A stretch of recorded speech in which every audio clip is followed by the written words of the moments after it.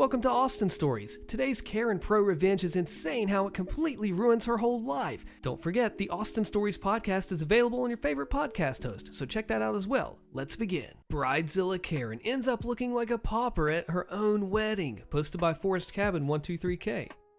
I, a 48-year-old female, have known Pat, also 48 female, for decades. As far as I can remember, she was fixated on having 5 children and a picket fence dream life.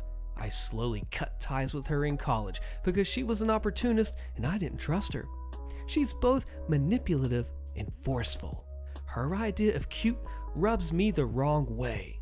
Pat likes to walk like a penguin when she wants to elicit pity, and she usually does this when she wants to evoke the underdog narrative. I've never seen someone act so despicable and ridiculous at the same time. I moved on with my life, happily got rid of her for years. Pat eventually found me on Facebook and I accepted her friend request out of politeness. Pat has become the epitome of a permissive mother. Her 5 kids do as they please and she never calls them out. She tried to force the relationship between me and her daughters and made them call me auntie. Pat tried to drop them at my house uninvited. Her phone calls were insistent. She tried to monopolize my time and she began to show up at my job. I created some boundaries, so she tried to find loopholes. It was a nightmare. My husband and I hosted a party for the community center, not the real name, new members. The community center is actually a very informal initiative and my husband and I mainly serve the homeless population. We prefer to help strangers instead of catering to potentially narcissistic acquaintances. We don't mind lending a hand, but we have encountered truly dishonest choosing beggars. There are other services, like one of the members who helps women get their wedding and prom dresses for free. The community center location, headquarters, is actually a farm owned by an elderly couple. There's a barn, a venue, and a very nice green field with an artificial lake and some fowl. They charge for the use of their facilities, like weddings and so on, but not for community-oriented stuff. Pat had always been salty at her husband for demanding that she go back to work after baby number 3. In the meantime, he worked 3 jobs. She demanded he get her pregnant to fulfill her dream of having 5 kids. He didn't agree because he was already nearly 45 and felt like he might never be able to retire. She got away with bringing new babies into this world anyway. Her fascination with being pregnant comes from all the attention she gets. She had at least 1 miscarriage in between each kid. Pat latched onto our group. She never missed any of our activities, and I hated having her in my house. But it was an open invitation that included virtually everyone, and she was very active as an event organizer. I didn't like the way her kids behaved. We have a designated area for parties and entertainment, but her kids ended up inside my bedroom. We ended up having to keep watch of them and enjoyed 0 of our own party. I called her days later to get my point across regarding their overall behavior, but she completely cut me off and began talking about herself and said her kids wanted to come visit again and use our pool. I never answered that. I didn't want to say, "No, I will not have your brats over." She also called me as summer was approaching, specifically to let me know her middle daughter was bored and wanted to spend a week at our home. I politely declined, citing that me and my husband have to work and cannot entertain guests. Pat paid no heed.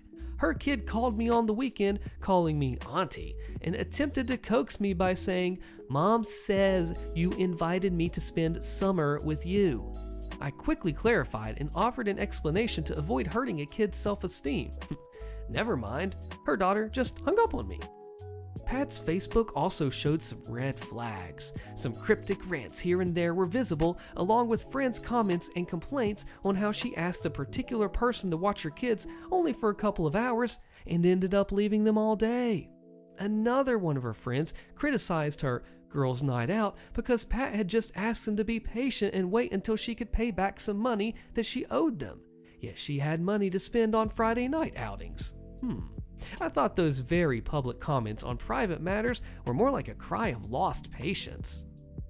Unpleasant things began to happen, like the time she volunteered to wrap the Christmas presents for underprivileged kids. We all wanted to create a mix of less costly gifts with some really nice ones. Surprisingly, some nice and eye-catching toys and games went missing, but they turned up under her Christmas tree, courtesy of her mother-in-law's Facebook post. No one could prove anything, but it was hate-inducing. Or the time my daughter called me in tears to pick her up after she attended Pat's daughter's birthday, Casey. My daughter had been ignored all night because she didn't gift her the expensive gaming stuff Casey practically demanded. My daughter did ask, but I said no. We would buy her a very nice and thoughtful present according to her taste. So when I went to pick her up, my daughter was sitting alone in the living room while Casey and her friends stayed outside. Stories about Pat and her family multiplied. The owners at the farm community center decided to keep their gates locked unless they had guests or events because Pat got in the habit of driving in whenever she pleased, and it was either her kids screaming and disturbing ongoing weddings, throwing rocks at the koi in the lake, or harassing the geese in the yard.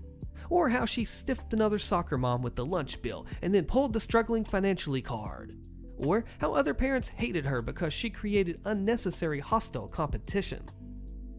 When my daughter turned 13, I allowed her to wear my grandma's ring. It's not an expensive piece of jewelry, but it's vintage, and girls nowadays want to look boho.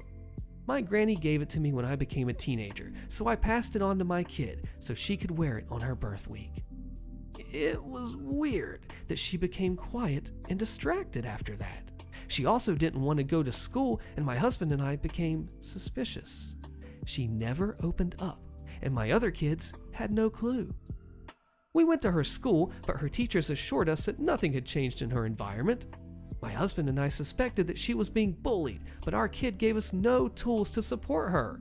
My kid is very sunny and very compassionate. She's never had any problems with other kids. So I called her best friend's mom. Natalie, my kid's BFF, told us what was going on. Casey, Pat's eldest, and my daughter had become, quote, close. I knew this and was not too thrilled. I found the age, Casey was 17, gap, not exactly inappropriate, but I'd rather see my daughter spend time with friends in the same age range. Casey is very beautiful and a gifted student. She's also very conceited. To make this story short, she asked my daughter if she could try on the ring and refused to give it back. She later claimed that she lost it, but would look for it, so my daughter was distraught.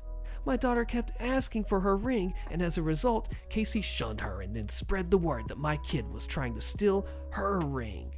Some kids at school took Casey's side, and so now Casey just wore my kid's jewelry to school like nothing happened. If that doesn't qualify as taunting, I don't know what does.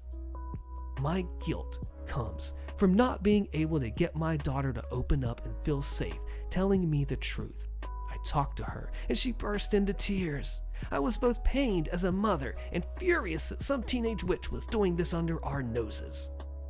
I went straight to Pat's car after school, and I asked to talk as Casey was about to go in. So I grabbed Casey's hand and I asked to see her jewelry. Casey froze, and she tried to make a fist, so I became relentless. Casey yelled, "Mom!" and then Pat struggled to get out of the car.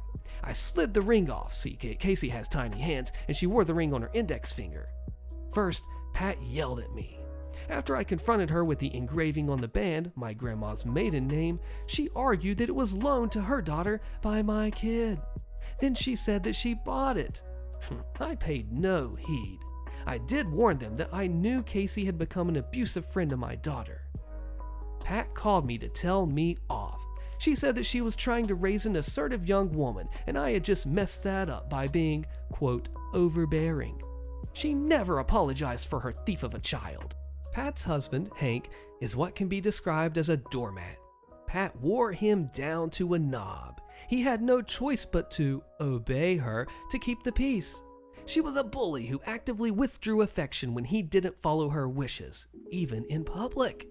So she got kids number 4 and number 5 after a relentless campaign that included leaving him for 2 months. Her pregnancies were a nuisance because she expected to be treated like the only lady who's ever even been pregnant.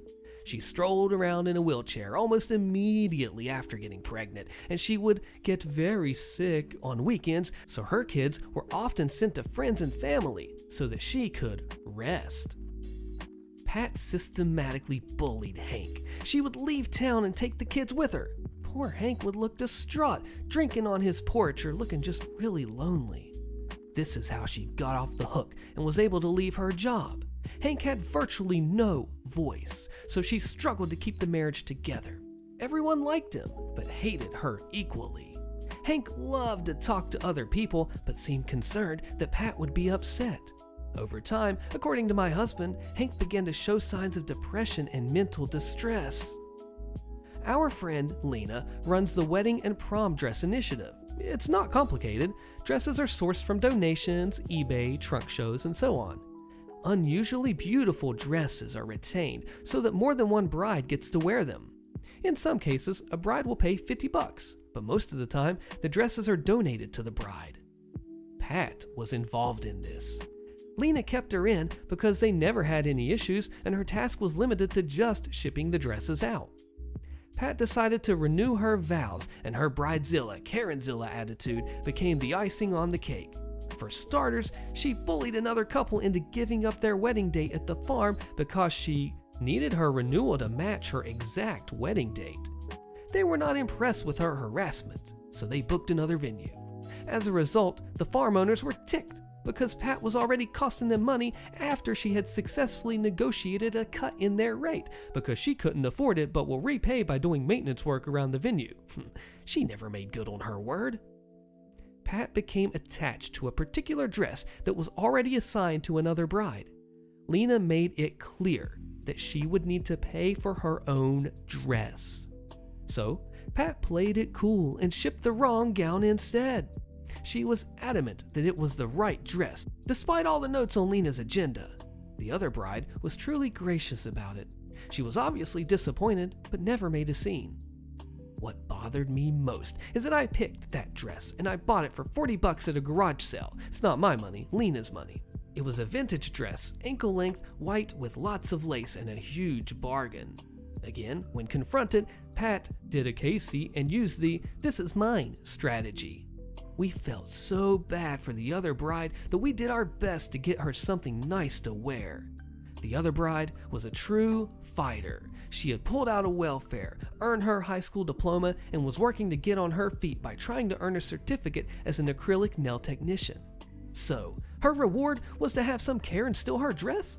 Pat never admitted to messing up, but just by the fact that she claimed it was her dress, we knew. Lena never allowed her in the warehouse again. Their last phone fight ended with Pat bringing up the other bride's past like it mattered and, quote, "This conversation is over. It's my dress and you are mistaken." That was weeks before the other bride's wedding. Pat went all out on her wedding decor. She spent way too much. She hired a caterer for some food, mainly mimosas and appetizers, but the wedding invitation included a request for specific dishes for her Sunday brunch wedding. Either she ran out of banquet money or was on a complete moocher mode. I picture the penguin walking upon, practically asking everyone to supply her wedding reception grub, and I cringe. There's nothing wrong with potluck weddings. In fact, they can be a nice addition to a very cozy and family-oriented wedding reception. But don't you need to at least be close to your guest in order to ask for such a thing? Even I got an invitation. I told everyone that I wasn't going because I was very uncomfortable being told what to bring and was probably expected to give them a cash gift on top of that. Some of the older ladies in our group agreed. Some said that they would not decline in advance because she is a bully and they didn't want a confrontation. Lena called me the night before Pat's re-wedding. Lena was there to close the Saturday night bingo and Pat was awfully friendly, but that's what she does whenever things are going her way. Lena peeked into the garment bag and saw the exact same dress while Pat was caught up supervising the wedding decoration. The thing with Karens is that they expect everyone to suck it up or make their dreams come true, or they simply underestimate everyone and think we're all fools. Lena is a very straightforward person with a "so sue me" attitude. She told me she would just ruin the dress. After all, it was hers, so she could do whatever she wanted.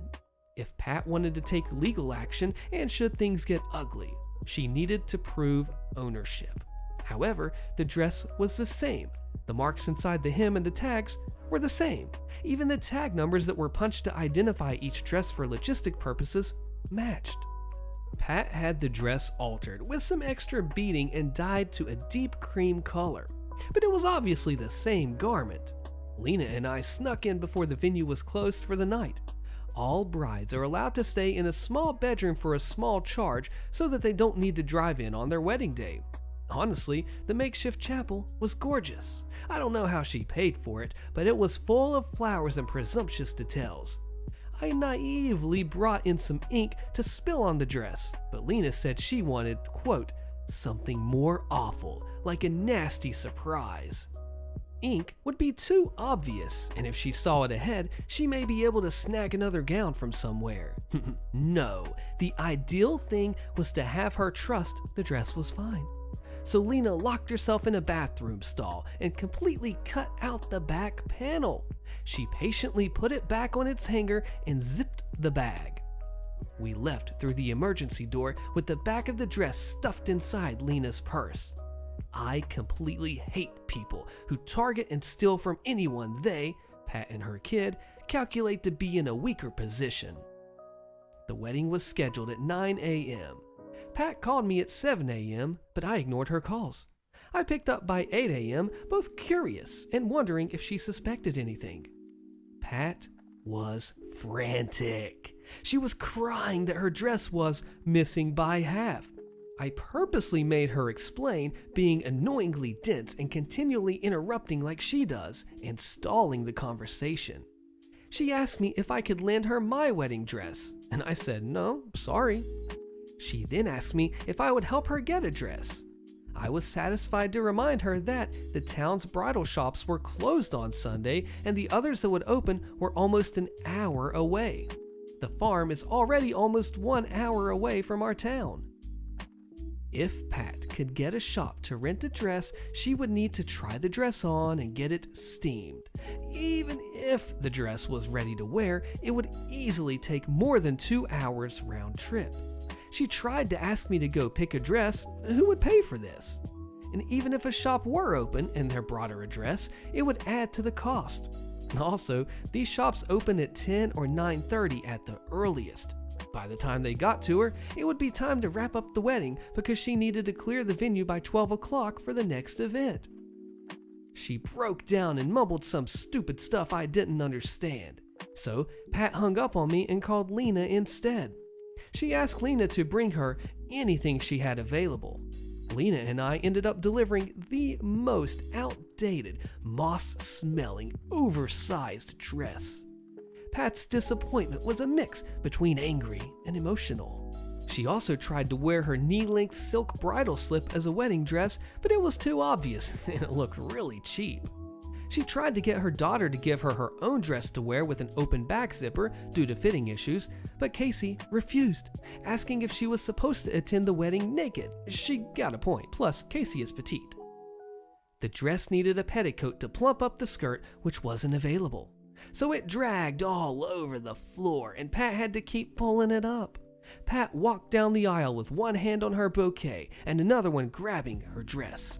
The dress looked limp and weird with the arrangements of pins they didn't show that caused the sleeves and the neckline to pucker into messy rims. She spent the ceremony looking uncomfortable and out of place. Very few people attended, but that was not part of any revenge. That was just how people reacted to her entitled attitude. The dress looked awful. I mean, the reception portion of the wedding had all this princely decoration, a very nice cake, and a bridezilla with a dress from hell. I didn't stay, but I was told she was so disappointed that she spent her wedding sulking. There was no dance, no actual speech. She had to change into a shirt and leggings because the dress was too uncomfortable. Everyone talked about how Pat put on her flip-flops and walked around aimlessly until she ordered the ushers to start folding up the chairs within 1 hour of the reception. So she practically kicked everyone out, and the cake was never cut. Pat wasn't the same after this. She was not as loud and avoided everyone. I think she was disappointed that nobody ran to her rescue, not even her family who came from out of town. Her husband finally cracked under all the pressure and sought some help. He was slaving away and coming home to clean the house while Pat used her kids as an excuse to spend like crazy. Hank also had to do kid homework because Pat never had time or never had patience. She also refused to get a part-time job so her kids could attend an after-school and get help with their school stuff. Therapy seemed to help Hank because the last time Pat left with her kids, he didn't seem distraught. He would be riding his bicycle and could be seen more relaxed while mowing his lawn. Hank told my husband that he had complicated taking himself out after their third kid. When Pat returned, he maintained the routine but was interested in going out by himself and doing things for himself.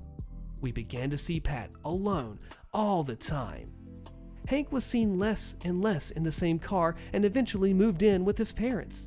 He filed for divorce on the grounds of emotional cruelty, and I don't think he won. Instead, I'm not sure of this because this is what I was told, there was some sort of a settlement or agreement that she would not get close or interact with him unless it has to do with the kids. I also don't know if Pat even actually suspected who or what happened to her dress. She slowly pulled away from the community center and became less active in social gatherings. Pat also removed me from her Facebook as well as mostly everyone from school and the center. Here is the thing about this wild ProRevenge. This Karen just does everything she wants to because nobody really truly stands up to her. Her husband doesn't. He just wants everything to keep the peace and for the kids, and she just runs all over him. Then they finally take some action and then realize, hey, we got to get rid of this Karen. The whole thing could have been avoided though, however, if OP just had not accepted that initial Facebook request. Look at that butterfly effect, if you've seen that movie, on what happens when one little thing has such a change and impact on the rest. Now this wedding, this revenge, was so nice because Pat never expected it. And then she realized before the wedding, that gave her enough time to worry and sulk and wonder what the heck's going to happen instead of finding out at the wedding. She knew that she would have to just make do with it and run with what she had, holding it up messy and all, looking like complete crap to everybody else. And then the whole thing fell apart. And it's the aftermath that truly makes this pro, because this didn't just impact her wedding, this ruined and impacted her life. The husband, the kids, everything fell apart. Her organization, her confidence, like this seriously destroyed the Karen of Pat. Like the one event, that butterfly effect again, came back hard and completely destroyed this Karen and everything she knew and loved. I destroyed coworker Karen's entire career. Click the video on your screen next so you don't miss this story, and I'll see you there.